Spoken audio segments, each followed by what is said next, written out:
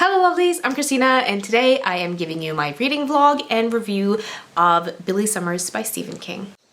Now Billy Summers came out on August 3rd, so it's been almost a week. I still don't have my physical copy. I pre-ordered it from a Norwegian bookstore, but it has yet to arrive. I don't think it's even been shipped yet, so I don't have a physical copy to show you, but hey. So let's jump into the reading vlog and then I'll tell you my thoughts after. If you want to see just the review, you will find a timestamp in the description down below, so you can go and click that. See you in a bit. Good morning, lovelies. It is August 3rd, the release date of Billy Summers by Stephen King. It has arrived on my Kindle. I've ordered the hardback edition that I did a vote on Instagram. I showed you the two different editions that I was thinking about getting that I couldn't decide on, and you chose one of them. So I've pre-ordered that as well, but they never arrive on time. So I always get an ebook version or an audiobook as well, so I can really get a head start. So everyone else is sleeping. Noelle fell asleep really late last night, so I'm hoping she'll sleep in a little bit more. I have my coffee, Kindle. Let's do this. Good morning.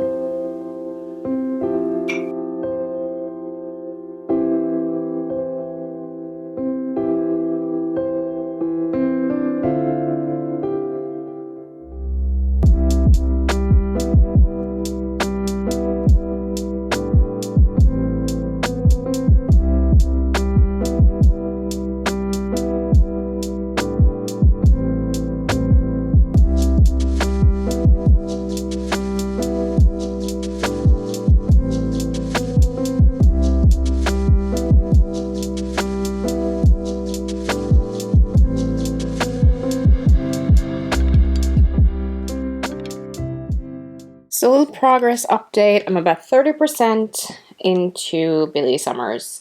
Ideally, I would have loved to have been like 50% into it by now, but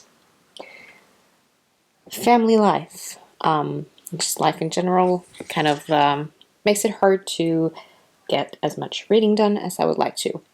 So initial thoughts. I think it has a good start, but I'm not like completely captivated by the story yet. It kind of irks me as well that I feel like there's a very focus on characters being fat or not, which kind of bothers me. Yeah. Oh. And I feel like there's a lot of that in this book. I don't know why that is.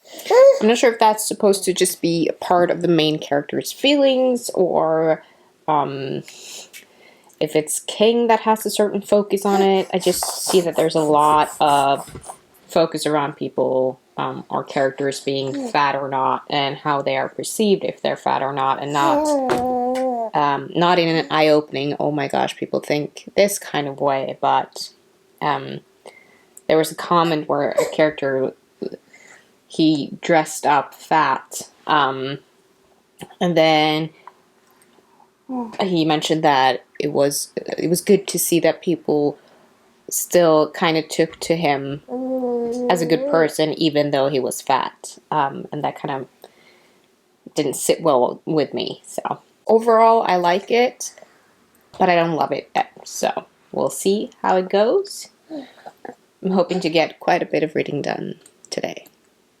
We'll see how that goes.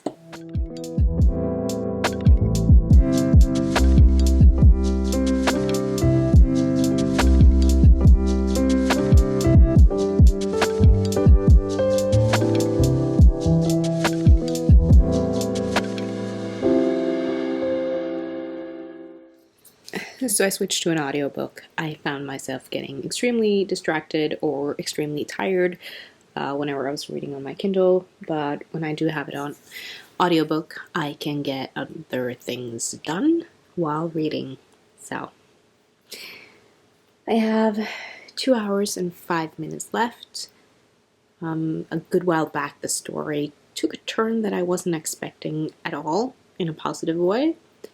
We also got introduced to some new characters that I really love so far.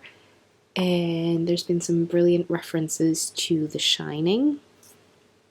That's one of the things that I absolutely love with reading King's work, is his multiverse that he's created, and just looking for those hidden Easter eggs and references to other work that he's done and other authors' work as well.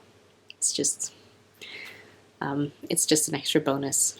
But I'm really enjoying this so far. I'm hoping that I'll be able to be done with it today.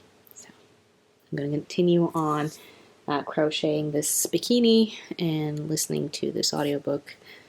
And then we are going to a family dinner, and then hopefully I'll be able to finish the rest after that.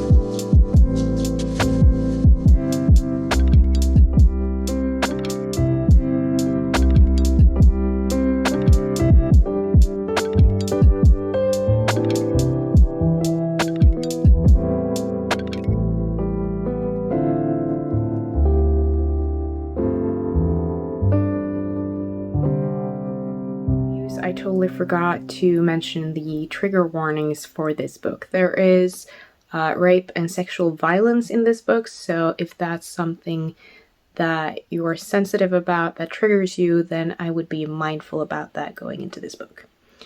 Having said that, I think King handled it very well in this book, but yeah, I just thought you should know. Now, let's talk about Billy Summers. King has stepped almost completely away from horror and supernatural in this book. There are references to The Shining, and that's pretty much as supernatural as it gets. But this is purely a mystery thriller novel. It is a story about Billy Summers, who's a war vet turned into murder for hire. And he has one clause for all of his jobs, and that is that he won't kill anyone unless they're a bad guy. He has decided that he wants to retire, but he's asked if he wants to do one last job. He has a bad feeling about this job, but there's a lot of money involved, so he says yes to the job, and things unfold. I don't want to say too much of what happens in the book, because I think it's very easy to spoil someone in this book. What I will say is that I really enjoyed the book inside a book aspect in this novel. So you have Billy Summers, who is undercover. He has to stay in this town for a really long while, and his cover while he's there is being a writer who works on his novel. And because he has to be there for such a long time and he has a story to tell, because Billy Summers, he goes through a lot as a kid, as a young man, and when he goes off to war, and he starts to write this story. So you have the one story where Billy Summers is waiting in this town and living as a fake author working on a book, and then he actually starts writing his story. So he kind of turns into this author by accident. So I really like that aspect of the story. So about halfway through the story, maybe a little longer, the story takes a real turn in a positive way. So I really enjoyed that, and that was a really positive surprise. I hope I don't spoil anyone by saying that. I'm not going to say what their turn is, what they're going to do after that. But the story kind of changes. I just thought that from that point on, it went from a really interesting read to a really awesome novel. And we get introduced to some new characters after that I truly loved. A lot of focus on I have a cuckoo clock. There we go.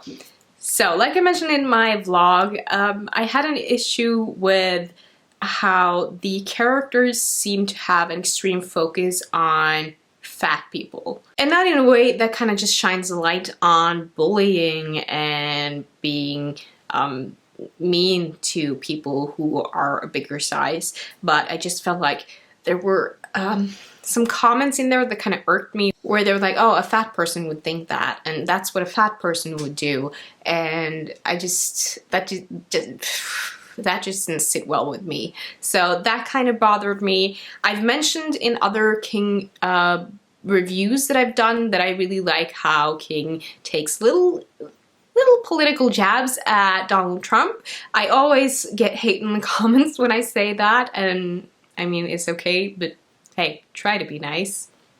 We're all entitled to our opinions. I would love to hear yours, but we can all be nice about it, okay? But having said that, even though I do really like his small jabs, I felt like the first third of the book, he really packed it in there with the political jabs at Trump, to a point where I was like, okay, it's fine now. We get it. You don't like him. Neither do I, but it's okay. Let's get on with the story. So it felt like he did a little bit of extra of that. Maybe it's because of the timing and because this is set in 2019. That might be the reason why, but it felt slightly unnecessary. But I mean, I'm not the writer of this book. King does what he wants, and I still truly, really enjoyed this story. Now to my overall thoughts, this is an excellent novel. I think it's one of the best King has released in years, to be honest. I do miss the horror supernatural theme that King does so well. Oops, my memory card was full. So, but as I have mentioned in other King reviews that I've done, is that the thing that I think that King does so well, even though he writes horror and supernatural things into his books, he always shines a light on how horrible people actually are. And I think he does the same thing very well in this book. I truly love this book. It's the first King novel that has made me cry in a really, really long time, and I fell in love with these characters. I fell in love with their story. There was so much going on, and it was hard to put down or hard to stop listening to, because I switched to audiobook at some point, and I just think it's a brilliant novel. It has so much suspense, it has so many thrilling moments, and it's such a great story. Like I said, it's not a perfect book, but it's a really, really excellent novel, and I think King does what he does so well in this novel, and don't let the aspect of it not being a horror scare you off, because it's an excellent King read. I think I mentioned this in the vlog as well, but one of the things that I love so much with King's work is his multiverse, where he has connection to other pieces of his works in his books, and he has the same in this one. Like I said, there's references to The Shining, that was brilliant, and quite a lot of it actually. I didn't see a lot of other Easter eggs in this one. There were one point where I thought there might be reference to it, but I'm not sure. Usually there's a good amount of references to the Dark Tower series, but I couldn't find that in this one. I might have overlooked it, maybe because I listened to an audiobook and I find that I don't always see the Easter eggs or see the connections when I listen to the book instead, but I couldn't find any in this one. If you have read the book and you saw connections to other of his works, I would love to hear it in the comments down below. So there you have it. Those are my thoughts on Billy Summers by Stephen King. Not a perfect novel, but a truly excellent read, and I highly, highly recommend it.